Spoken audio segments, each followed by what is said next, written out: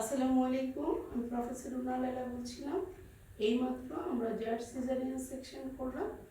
তিনি গতকাল ভর্তি হয়েছিলেন as a case of prime period of 39 weeks pregnancy with labour pain. আমরা আজকে পর্যন্ত ওয়েট করেছিলাম নর্মাল ডেলিভারির জন্য। অ্যাকচুয়ালি হেড একটু হাই আপ ছিল।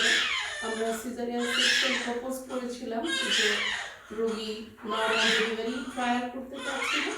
তো আজকে আমরা অলমোস্ট 10টা পর্যন্ত অপেক্ষা করলাম, তারপরে দেখলাম যে হেড নামেনি। গতকাল যেরকম ছিল সেরকমই আছে। দেন ডিসিশন হলো সিজারিয়ান সেকশন করবো।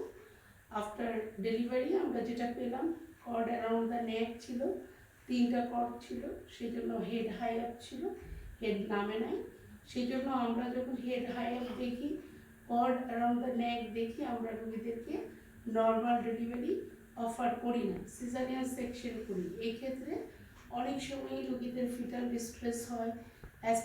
ফিটাল ডিস্ট্রেসের সাথে সাথে রোগী কিন্তু অনেকক্ষণ এরকম লেবার পেইনে থাকে, অনেক সময় বাচ্চা আইওডিও দেয়। দ্যাটস ওয়াই আমাদেরকে কনসাস হতে হবে। ডিউরিং লাস্ট সোনোগ্রাফি আমাদের দেখতে হবে কর্ড অন দ্য নেক কয়টা আছে।